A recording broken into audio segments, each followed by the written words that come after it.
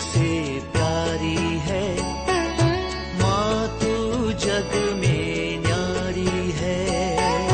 माँ तू सबसे प्यारी है, माँ तू जग में न्यारी है। पिता, पुत्र और पवित्र आत्मा के नाम पर आमीन। आप सबों को जय यीशु। चालीसा काल मनन चिंतन के अंदर आज हम लोग मनन चिंतन करेंगे पवित्र यूकरिस्तीय बलि में रोज भाग लेना क्यों अनिवार्य है। हमें मालूम है पवित्र यूकरिस्तीय बलि प्रभु यीशु मसीह ने स्थापित करने के बाद कहा, यह मेरी स्मृति में किया करो, यह मेरी स्मृति में किया करो। तब से विशेषकर हम बोल सकते हैं प्रभु यीशु मसीह के स्वर्गारोहण और पेंतिकुस्त के बाद जब कलीसिया का शुरुआत हुआ, उस समय से प्रतिदिन कलीसिया में पवित्र मिस्सा बलिदान अर्पित करते हैं। ये यूकरिस्तीय बलि प्रतिदिन कलीसिया में अर्पित करते हैं। कहा जाता है कैथोलिक कलीसिया में 5 लाख से अधिक पुरोहित है। इसका मतलब है प्रतिदिन कम से कम 5 लाख से अधिक मिस्सा बलिदान यूकरिस्तीय बलि अर्पित किया जाता है। यदि हम लोग प्रेरित चरित्र उसके अध्याय 2 को पढ़ेंगे, वाक्य 46 के अंदर, वहां पर आदिम कलीसिया के विषय में लिखा हुआ है, वे सब मिलकर प्रतिदिन मंदिर जाया करते थे। सप्ताह में कभी कभी जब मन लगता है, या साल में क्रिसमस में, ईस्टर में जाने वाला अनेकों लोग हैं, ऐसा नहीं। क्रिस्तीय लोगों को प्रतिदिन मंदिर में प्रार्थना के लिए जाना चाहिए। उस समय पर हमें मालूम है केवल यरूशलेम में एक मंदिर होया करता था, नहीं तो यहूदियों का सिनागोग होता था। जब क्रिश्चियन लोग प्रारंभिक कलीसिया इस प्रकार प्रतिदिन यरूशलेम मंदिर में या सिनागोग जाकर के प्रार्थना करते थे, लेकिन अभी सवाल यह है वहां पर वे लोग प्रभु भोज यूकरिस्तीय बलिदान अर्पित नहीं कर सकते, क्योंकि वो यहूदी धर्म के अनुसार, विश्वास के अनुसार नहीं है। केवल प्रार्थना के लिए अपने प्रथा के अनुसार वे मंदिर जाया करता था। इसके बाद निजी घरों में वे प्रभु भोज में सम्मिलित होते थे। प्रतिदिन है, कभी कभी नहीं। आज भी कैथोलिक कलीसियाओं में, चर्चों में प्रतिदिन पवित्र यूकरिस्तीय बलि अर्पित करते हैं। ये 40 काल के समय पर हमें एक निर्णय और कर सकता है। प्रतिदिन हम कोशिश करेंगे पवित्र मिस्सा बलिदान में भाग लेने के लिए। हम लोगों ने इससे पहले निर्णय कर चुके हैं रोज घर में पारिवारिक प्रार्थना करने का, रोज बाइबल को एक साइड से पढ़ करके जाने का, कम से कम एक अध्याय रोज पढ़ने का हम लोगों ने निर्णय किया। और इतवार हुक्म पर्व पर मिस्सा बलिदान में जाते हैं। अनेकों लोग 40 काल में शुक्रवार के दिन, कई कई जगह पर बुधवार और शुक्रवार के दिन चर्च में जाते हैं, क्रूस रास्ता, प्रभु के उस दुख भोग का स्मरण करने के लिए। लेकिन ये भी देखने के लिए आता है, लोग चर्च जा रहा है, क्रूस रास्ता किया, इसके बाद मिस्सा बलिदान के लिए नहीं रुकते हैं, वापस घर जाते हैं। ये लोगों के अज्ञानता के कारण है। यदि आप क्रूस रास्ता में भी भाग नहीं लिया, आपको मिस्सा बलिदान में, यूकरिस्तीय बलि में आपको भाग लेना जरूरी है। मिस्सा बलिदान के अंदर सब कुछ है। ईसा मसीह का दुख भोग, मृत्यु, पुनरुत्थान, सबके स्मृति में मिस्सा बलिदान अर्पित करते हैं। क्रूस रास्ते में भाग लिया, इसके बाद लौटना प्रभु की एक प्रकार का निंदा है, वो पाप है। आप क्रूस रास्ता में मत जाइए। कहां लिखा हुआ है आपको 40 काल में क्रूस रास्ता में जाना है? मैं तो साल में हर एक दिन क्रूस रास्ता करने वाला हूं, हर रोज, केवल 40 काल में नहीं, केवल शुक्रवार और बुधवार को नहीं, हर रोज रोज क्रूस रास्ता का प्रार्थना करने वाला व्यक्ति हूं। महत्व देना है यूकरिस्तीय बलिदान को। क्या कारण है? जब हम योग्य रीति से यूकरिस्तीय बलिदान में भाग लेते हैं, पाप स्वीकार संस्कार के बाद हम योग्य रीति से बलि अर्पित करते हैं, वहां पर देखने के लिए, सुनने के लिए नहीं जाते हैं, बल्कि पुरोहित के साथ मिलकर, प्रभु के साथ मिलकर हम बलि अर्पित करते हैं। सब लोग बलि अर्पित करने के लिए जाना है, देखने के लिए, सुनने के लिए नहीं। हम लोग मिलकर के अर्पित करते हैं, इसलिए हम लोग चढ़ावा लेकर के जाते हैं। चढ़ावा बलि अर्पण के लिए होता है। पहले जो रोटी और अंगूरी लेकर के जाते थे, ऐसी ऐसी चीजें लेके जाते थे, आज हम उसके लिए पैसा लेकर के डालते हैं। ये चढ़ावा है, हमारी श्रद्धा अर्पित कर रहे हैं। उसके साथ हमारे जरूरतों को, हमारे पापों को, हमारे कुछ निवेदनों को हम अर्पित करते हैं। हमारे उस चढ़ावे के साथ हम चढ़ाते हैं। कितना सुंदर है। बलि परिवर्तन के साथ वो रोटी और दाखरस ईसा मसीह का शरीर रक्त में जब रूपांतरित होता है, हमारी जो चढ़ावा है, यदि हम अपने दुख कष्ट पीड़ाओं को चढ़ाया है, उससे हमें चंगाई मिलता है। इसलिए पवित्र यूकरिस्तीय बलिदान सबसे अच्छा चंगाई की प्रार्थना है। इससे बढ़कर के एक चंगाई प्रार्थना नहीं होता है।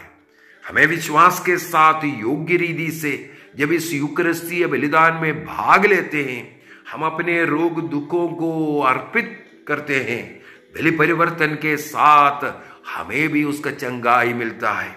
इसके बाद ईसा मसीह को जब हम ग्रहण करते हैं, यदि एक रक्तस्राव से पीड़ित महिला ईसा मसीह के कपड़े के पल्ले पर स्पर्श किया, तो वह 12 साल से रक्तस्राव से पीड़ित थी और नाना प्रकार के इलाज करके देखे, वैद्यों के पास जाकर के देखे, कोई फायदा नहीं हुआ, रक्तस्राव बढ़ती गई। लेकिन मसीह को एक बार, उनके कपड़े को एक बार स्पर्श किया, उस महिला को तुरंत चंगाई मिला। इस मसीह ने कहा, बेटी तुम्हारा विश्वास ने तुम्हें चंगाई दिया। इसी प्रकार आप ईसा मसीह के कपड़े को स्पर्श नहीं कर रहा है, लेकिन उस रोटी के रूप में ईसा मसीह जीवित प्रभु मुझ में आता है। यदि मुझ में यीशु आता है, मेरा रोग कष्ट पीड़ाओं से मुझे मुक्ति नहीं मिल सकता।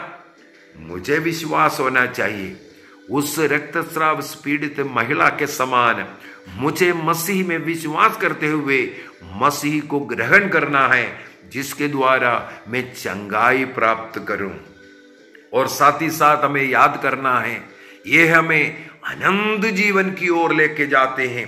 यदि हम लोग योहन का सुसमाचार उसके अध्याय 6 वाक्य 54 को पढ़ेंगे, जॉन चैप्टर 6 वर्स 54, वहां पर क्या लिखा है?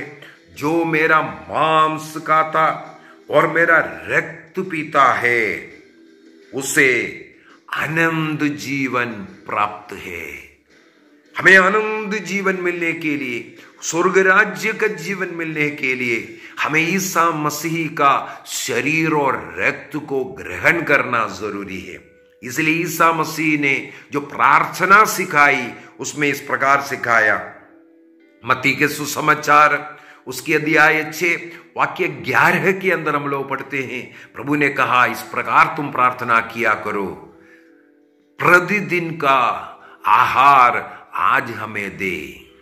प्रतिदिन का आहार केवल शरीर का आहार नहीं मांग रहा है, यह आत्मिक आहार, जो शरीर को जीवन देने वाला मात्र आहार के विषय में नहीं, जो हमारे आत्मा को भी जीवन देकर अनंत जीवन की ओर लेकर के जाएगा, उस आहार अर्थात प्रभु का शरीर और रक्त को हमें दे प्रभु बोल करके हम प्रार्थना तो करते हैं, लेकिन कितने लोग चाहते हैं रोज में जाऊंगा, प्रभु का उस शरीर और रक्त को ग्रहण करूंगा।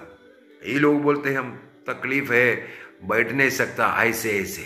आप बीमार हैं, जरूर जाइए मिस्सा बलिदान में, जरूर जाइए मिस्सा बलिदान में, किसी हालत में जाइए और विश्वास के साथ प्रभु को ग्रहण कीजिए, जिसके द्वारा आपको चंगाई मिलेगी। और साथ ही साथ वाक्य 56 में जाते हैं, जॉन चैप्टर 6 वर्स 56, वहां पर क्या लिखा है?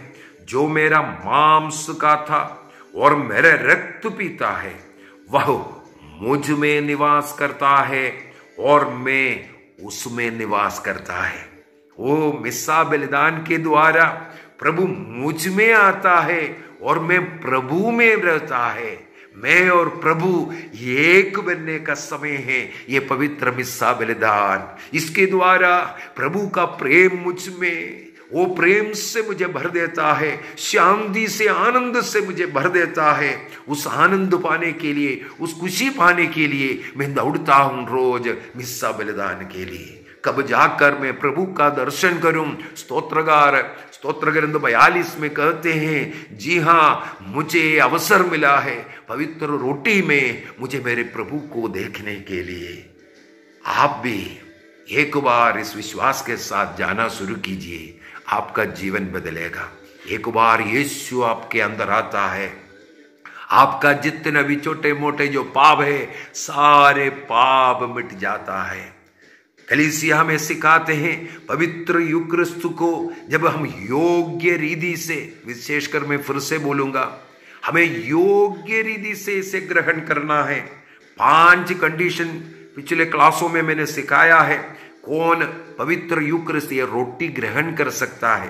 कई लोग गलती करते हैं, चर्च गया, प्रार्थना गया, वहां पर प्रसाद बांट रहे सोच करके जाकर के उसे लेते हैं, वो आपका विनाश का कारण बनता है, क्योंकि वो कोई प्रसाद नहीं है। उसको ग्रहण करने के लिए कई तैयारी करने की जरूरत है। उसके लिए तैयारी है, पवित्र बनने की जरूरत है, पाप स्वीकार करने की जरूरत है, बपतिस्मा ग्रहण करने की जरूरत है। इसके बाद ही कोई इसे ग्रहण कर सकता है। बपतिस्मा प्राप्त किया मैं कातिल के बोल करके जो लोग कभी कभी जाता है, वे उसे ग्रहण नहीं कर सकता, क्योंकि एक बार बपतिस्मा लिया, आप कलीसिया का सदस्य बन गया, मसीह का शरीर का अंग बन गया। आपके लिए एक नियम है, प्रभु के दिन को पवित्र रखना। यह नियम ईश्वर ने दिया हुआ पहली आज्ञा का नियम है, ये प्रभु का दिन पवित्र रखना। अर्थात इतवार के दिन को आपको पवित्र मानना है। इतवार के दिन आपको चर्च आना जरूरी है।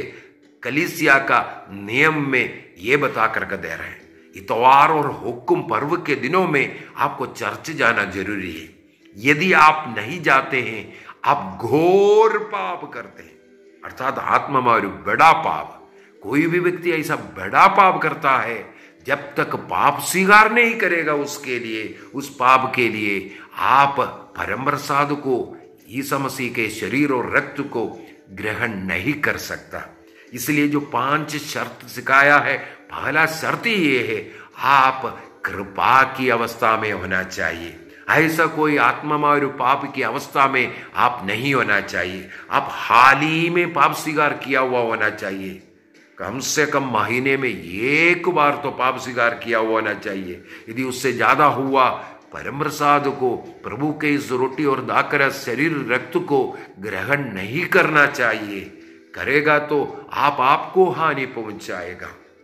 इसलिए कुरिन्थियों का पहला पत्र उसकी अध्याय 11 वाक्य 26 से अगर हम पढ़ करके जाएं, वहां पर ये बता करके देता है, इसलिए जो अयोग्य रीति से वह रोटी खाता और प्रभु का प्याला पीता है, वह प्रभु के शरीर और रक्त के विरुद्ध में अपराध करता है।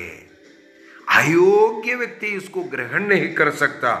निर्गमन ग्रंथ अध्याय 29 का वाक्य 33 में उस समय पर जानवरों का बलि होता है। जब जानवरों का बलि ईसा मसीह का कलवारी बलि का एक प्रतीक मात्र था, उस बलि अर्पित किया हुआ वो मांस को वो कौन ग्रहण कर सकता है? नियम था, वहां पर भी था अयोग्य व्यक्ति उसको स्पर्श भी नहीं कर सकता है। अयोग्य व्यक्ति जो सब लोगों को वो नहीं दिया जाता है। तो ईसा मसीह के शरीर और रक्त को ग्रहण करने के लिए भी आपको कृपा की अवस्था में होना बहुत ही जरूरी है। इसलिए बाइबल हमें सिखाता है, हर एक व्यक्ति चर्च गया, प्रार्थना में गया बोल करके प्रभु का शरीर रक्त को ग्रहण नहीं करना चाहिए। यदि आप पाप स्वीकार करके काफी दिन हो गया है, नहीं ग्रहण करना। आप आत्मामारू पाप की अवस्था में है, एक ही बार अपने मर्जी से चर्च नहीं किया है, कभी कभी जाने वाला है, आप प्रभु के शरीर रक्त को ग्रहण नहीं करना चाहिए। इसलिए योग्य रीति से पाप स्वीकार कीजिए, आप पापों से मुक्ति प्राप्त कीजिए, उस पवित्रता को, उस कृपा की अवस्था में उसको ग्रहण करना। वाक्य 28 में कोरिन्थियंस चैप्टर 11 वर्स 28 में लिखा है, अपने अंतःकरण की परीक्षा करने के बाद ही मनुष्य वह रोटी खाए या प्याला पिए। अंतःकरण की जांच करना, मैं कहीं पाप की अवस्था में तो नहीं, और उस रोटी और दाखरस में ईसा मसीह विश्वास करता है कि नहीं। जब तक ये अंतःकरण की आप जांच नहीं करता, अर्थात पाप स्वीकार नहीं करता, गुनाहों को स्वीकार नहीं करता, आप प्रभु के शरीर रक्त के विरुद्ध में अपराध करता है। आगे क्या लिखा है 29 में, जो प्रभु के शरीर पहचाने बिना खाता और पीता है वह अपनी ही दैढ़ाज्ञा खाता पीता है, अपने लिए दंड लेकर के आ रहे हैं। इसलिए बड़े खतरनाक चीज है। प्रसाद है बोल करके उसको ग्रहण नहीं करना, चर्च में आया बोल करके उसको ग्रहण नहीं करना। यदि आप हाल ही में पाप स्वीकार नहीं किया, 1 महीने से ज्यादा हो गया है, मत लीजिए, नहीं लेना। प्रार्थना के द्वारा आपको अनेकों कृपा मिलेगा। यदि अयोग्य रीति से इसको ग्रहण करेगा, योहन का सुसमाचार उसके अध्याय 13 वाक्य 27 में हम लोग पढ़ते हैं, एक अयोग्य व्यक्ति प्रभु ईसा मसीह के साथ बैठा हुआ था। देखिए, ईसा मसीह स्वयं बलि अर्पित किया। ईसा मसीह ने वो रोटी दाखरस में डुबा करके यूदस इस्करियोती का मुंह में दिया। वहां पर वाक्य 27 जॉन चैप्टर 13 वर्स 27 में लिखा है, शैतान उसमें घुस गया। इसलिए कुरिन्थियों को लिखते हुए संत पौलुस कहते हैं 1 कोरिन्थियंस चैप्टर 11 वर्स 30, यही कारण है आप में बहुत से लोग रोगी और दुर्बल है और कुछ लोग मर गए हैं। आपका मृत्यु का कारण ये रोटी बन सकता है। यदि आप अयोग्य रीति से इसे ग्रहण करेगा, शैतान आप में आएगा। यूदस का मृत्यु का कारण यही बन गया, वो अयोग्य रीति से इसे ग्रहण किया। इसलिए इसे डरना है, योग्य बनाइए, प्रतिदिन इसको ग्रहण कीजिए। प्रभु की अनुग्रह कृपा आपको आपके जीवन में सदा रहेगा। ये स्वर्ग राज्य मिलने के लिए आनंद जीवन, आनंद और शांति का, और बढ़िया ये है हमारा कई पाप इसके द्वारा मिट जाते हैं। छोटे छोटे सोचने में, सोच विचारों में सब आने वाले जो पाप है, ऐसा जो पाप है वो सब इसके द्वारा मिट जाता है प्रेम प्रसाद को ग्रहण करते। इस कारण क्या है, अगला रोज हम इसको ग्रहण करते हैं, हम कोई बड़े बड़े पाप में नहीं गिरेगा। हम हमेशा पाप से दूर रहने के लिए उस पवित्रता का जीवन जीने की कृपा यह परम प्रसाद हमें देता है। इसलिए एक निर्णय कीजिए, इस 40 काल में हम इसका ट्रेनिंग करेंगे, रोज चर्च जाने का और योग्य रीति से परम प्रसाद को ग्रहण करने का। यदि आपने कभी अयोग्य रीति से परम प्रसाद ग्रहण किया था, पाप की अवस्था में, कभी कभी चर्च आता है और लेता है, इसके लिए भी हमें पाप स्वीकार करना है और आइंदा ऐसा ना करने का निर्णय कीजिए। कृपा की अवस्था में होना है, उपवास 1 घंटे का करने के बाद जाना है। शालीन वस्त्र धारण, सिर ढककर के महिलाएं इसको ग्रहण करेंगी। सबों के साथ मेल मिलाप में रहता है तभी लेना है। यदि किसी के साथ मनमुटा है, बातचीत नहीं है, किसी के प्रति हमारे मन में क्रोध है, नहीं लेना इसको, क्योंकि कलीसिया इसके लिए मना किया है। इस क्रोध की अवस्था में, गुस्सा की अवस्था में किसी को माफ नहीं कर रहा है, किसी के बारे में जो पाप करते हैं, पाप सोचते हैं, ऐसे ऐसे विचार में रह करके इससे लेगा, हमारा मृत्यु हो सकता है। शैतान ही आएगा, मसीह उस व्यक्ति में नहीं आ सकता। कलीसिया द्वारा ऐसे लोगों को रोक टोक है जो कलीसिया के नियम के अनुसार विवाह भी नहीं किया, या एक को तलाक देकर के दूसरे से शादी किया, नहीं कर सकता। जब तक जीवन साथी का मृत्यु नहीं होगा, ऐसे लोग जो सिविल कोर्ट में जाकर के तलाक किया और दोबारा शादी किया, इसके बाद परम प्रसाद नहीं ग्रहण कर सकता है। कलीसिया उसका अनुमति नहीं दे सकता है। निर्णय कीजिए प्रभु का शरीर और रक्त को योग्य रीति से ग्रहण करने का। इसके द्वारा आप सबों को अनुग्रह, आशीष मिले, कृपा मिले, चंगाई मिले। जो कोई परम प्रसाद को ग्रहण करता है उनमें प्रभु का अनुभव मिले, कृपा मिले। निर्णय कीजिए, निर्णय कीजिए। नाना प्रकार के बीमारियां इसके द्वारा दूर हो जाएं, पाप से दूर रहने की कृपा मिले, परिवार में प्रेम, आनंद, शांति आवे, रोगियों को चंगाई मिले, निसंतानों को संतान मिले, जो बेरोजगार है उन्हें रोजगार ही मिले, जो दुखित पीड़ित लोग हैं उन्हें कृपा, आश्वासन मिले, जो बेघर लोग हैं, घर नहीं है, उन्हें घर का बंदोबस्त हो जाए। यीशु को योग्य रीति से ग्रहण कीजिए। आपके शरीर का बड़े बड़े रोग इसी समय पर दूर हो जाएं। यीशु आपके अंदर आने करके आपको पूर्ण रूप से चंगाई करेगा। प्रभु यीशु मसीह में विश्वास कीजिए, बपतिस्मा लीजिए, पाप स्वीकार संस्कार बार बार कीजिए, रोज प्रभु को ग्रहण कीजिए। पिता, पुत्र और पवित्र आत्मा के नाम पर आमीन। आप सबों को जय यीशु।